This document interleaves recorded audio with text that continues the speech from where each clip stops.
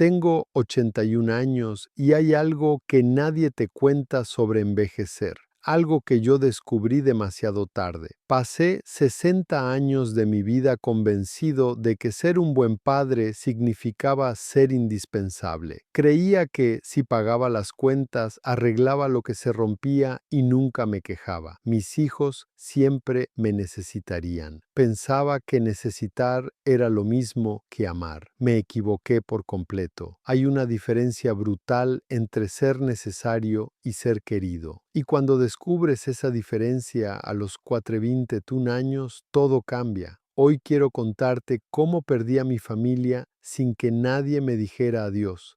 Cómo una silla vacía en la mesa de la cocina me enseñó la verdad más dura de mi vida.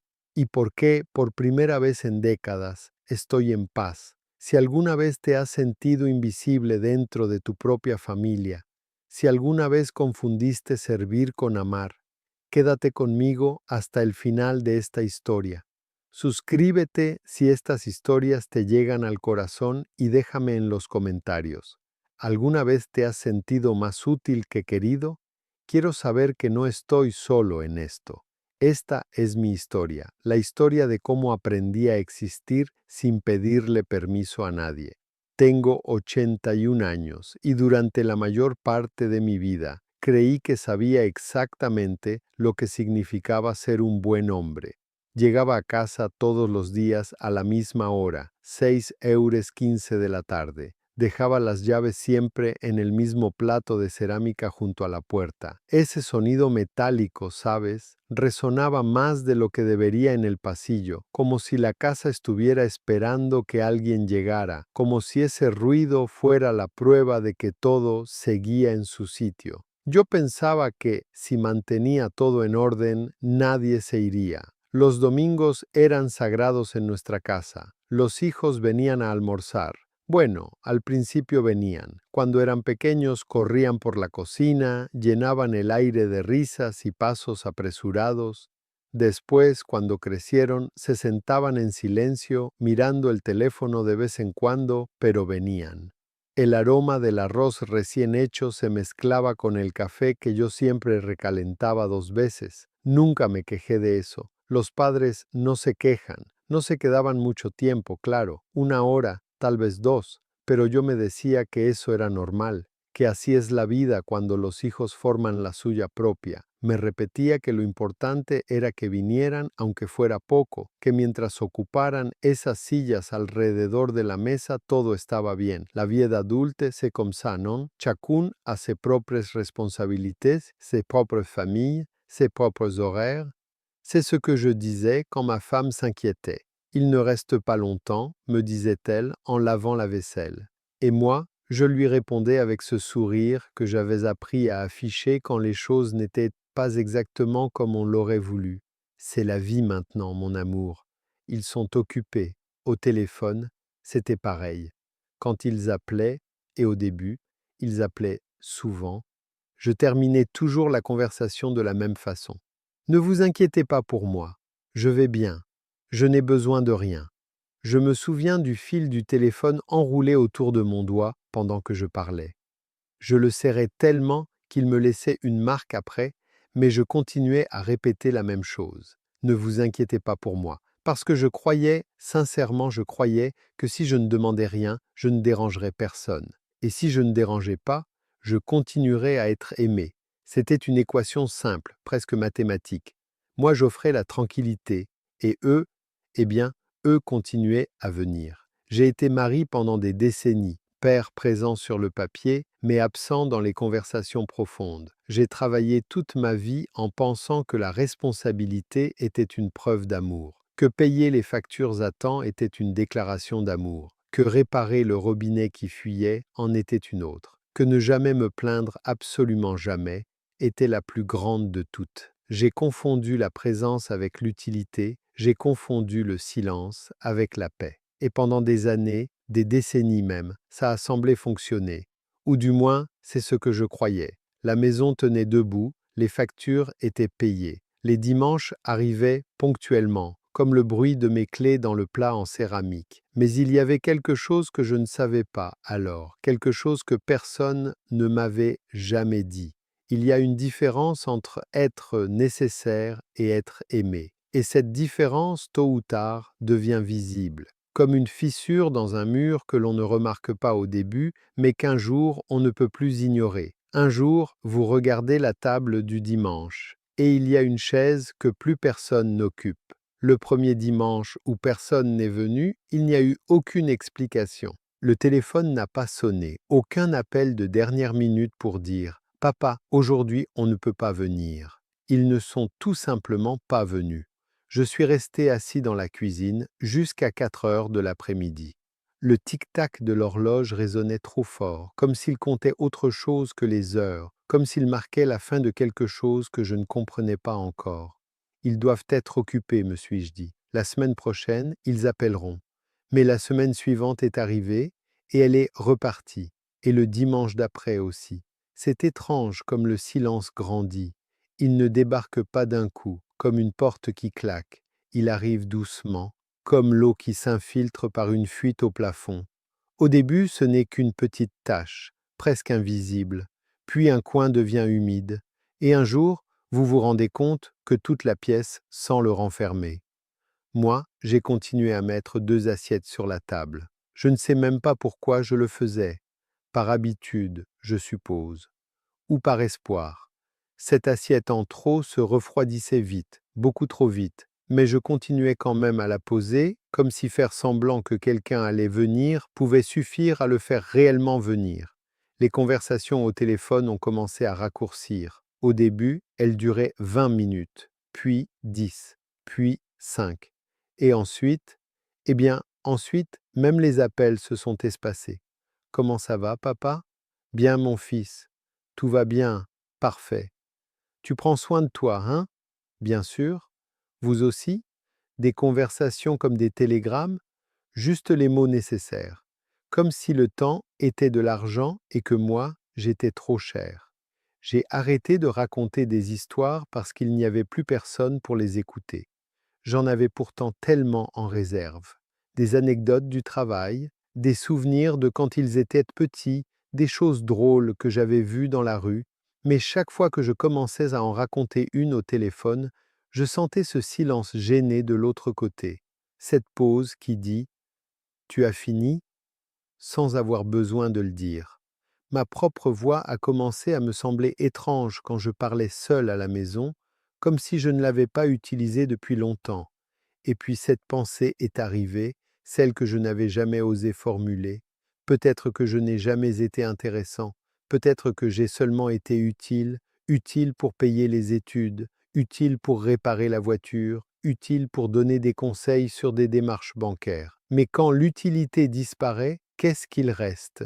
Les dimanches sont devenus longs, interminables. Je me levais tôt, par habitude. Je préparais le déjeuner, par habitude. Je mettais la table, par habitude. Et je restais là, à attendre un miracle dont je savais déjà qu'il ne viendrait pas. L'horloge indiquait midi, puis 1 heure, puis 2. À 3 heures, je commençais à ranger la nourriture. À 4 heures, j'avais déjà tout lavé. À 5 heures, je m'asseyais dans mon fauteuil et j'allumais la télévision pour ne pas entendre le silence. Mais le silence était là quand même. Dans les publicités, entre 2 phrases du journal télévisé, dans l'espace où il y avait autrefois les rires des petits-enfants, les conversations qui s'éternisaient après le repas, ces bruits magnifiques qu'une famille fait quand elle est réunie. Ce fut lors d'un de ces dimanches silencieux que j'ai compris quelque chose de terrible. J'avais commencé à répéter des excuses pour une absence qui n'était même pas la mienne. S'il me demande pourquoi je ne suis pas venu, je dirai que j'étais enrhumé. Mais personne ne me demandait rien.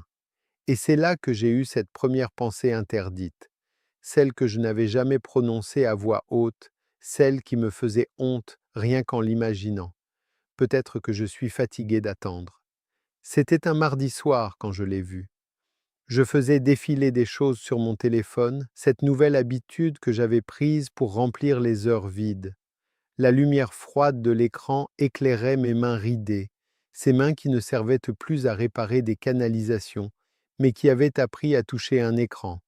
Et là, elle était là, la photo. Un déjeuner en famille, la table dressée avec soin, les assiettes que je reconnaissais parce que je les avais offertes à ma fille pour son mariage. Mes petits-enfants souriaient. Mon gendre racontait quelque chose qui les faisait rire. Mon fils aîné servait le vin. Ma belle-fille découpait le gâteau. Tout le monde était là. Tout le monde, sauf moi. Je suis resté longtemps à regarder cette image, à chercher une erreur, une explication. Peut-être que c'était une vieille photo, peut-être une réunion improvisée à la dernière minute, peut-être, mais non. La date était bien là. C'était le dimanche précédent, le dimanche que j'avais passé à attendre un appel qui n'est jamais venu. Ils avaient pensé à s'inviter les uns les autres. Ils avaient simplement oublié de m'inclure, moi. Vous savez ce qui fait le plus mal? Ce n'est pas l'oubli, c'est comprendre que ce n'était pas un oubli, c'était une décision. Quelqu'un a proposé le déjeuner, quelqu'un a fait la liste des invités, quelqu'un a acheté la nourriture, dressé la table, envoyé les messages de confirmation. Et à aucun moment, pendant tout ce processus, personne n'a dit « Et le grand-père ?» Personne ne s'est demandé où j'étais. C'est là, en regardant cette photo, que j'ai compris quelque chose que je refusais d'admettre depuis des mois. Ma chaise n'était pas vide parce que je n'étais pas arrivé. Ma chaise n'existait plus. On l'avait retirée de la table sans me prévenir, physiquement et symboliquement. Le lundi suivant, je suis allé dans la cuisine et je suis resté debout devant ma table.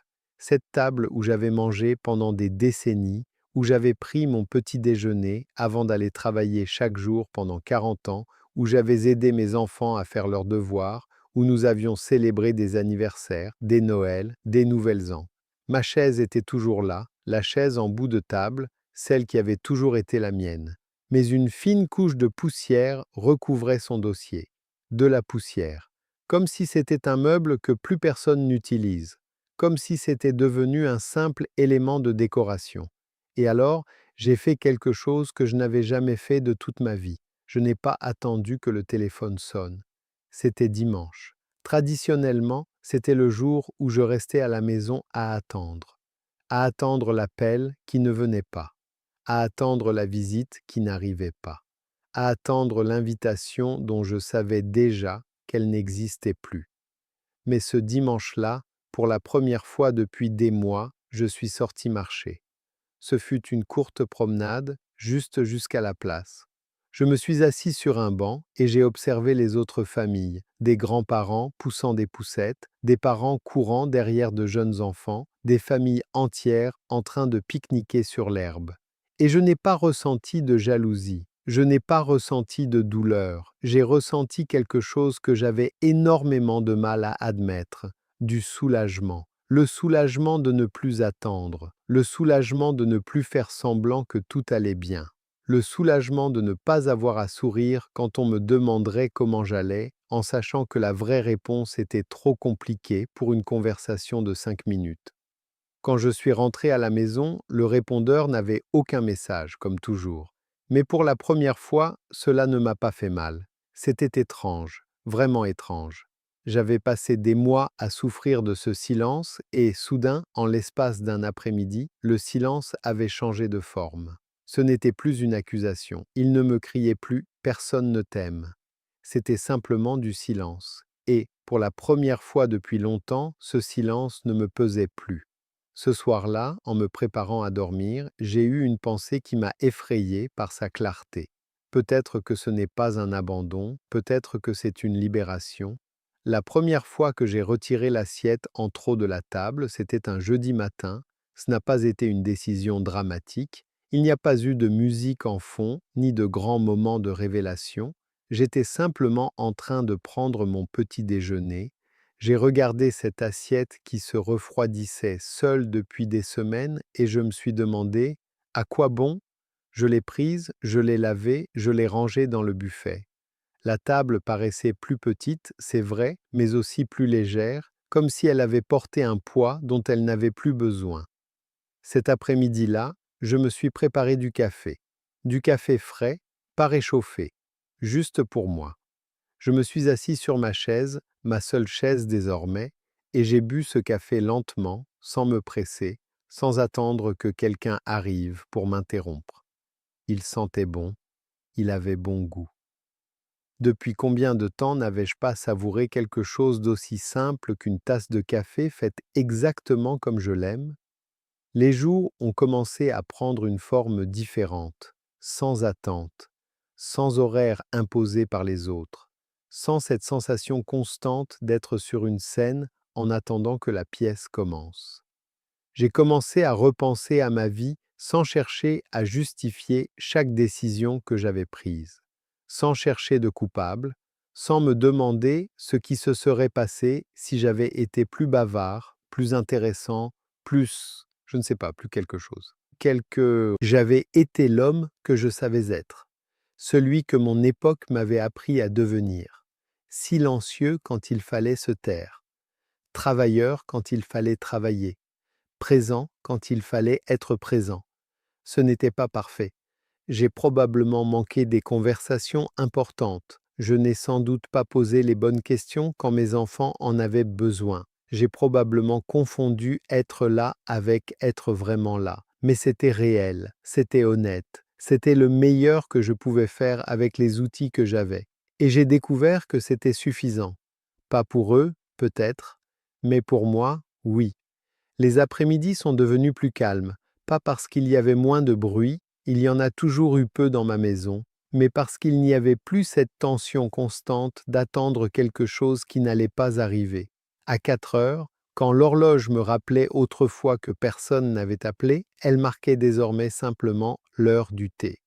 Mon heure du thé, avec les biscuits que j'aime, avec la quantité de sucre qui me semble juste, de petits plaisirs que j'avais oubliés parce que pendant des années mes goûts avaient été négociables, ajustables, secondaires.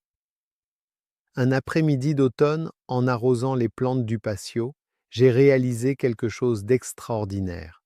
Cela faisait des semaines que je ne vérifiais plus le téléphone à la recherche d'appels manqués. Des semaines que je ne regardais plus par la fenêtre en espérant voir une voiture familière. Des semaines que je ne répétais plus des explications pour des absences qui n'étaient pas les miennes. Je vivais simplement ma vie de 81 ans, ma vie sans public, ma vie sans applaudissements, ma vie sans ce besoin constant de prouver que je méritais d'être là.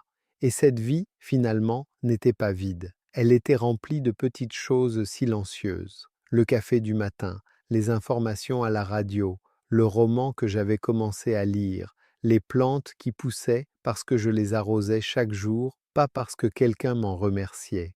J'ai 81 ans. Plus personne n'appelle comme avant. Les dimanches sont à moi. La table est petite, mais suffisante. La maison est calme, à 4 heures de l'après-midi, mais elle ne semble plus vide.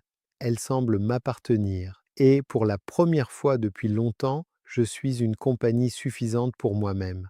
Je ne dis pas que je suis heureux. Je ne sais pas si le bonheur est le mot juste.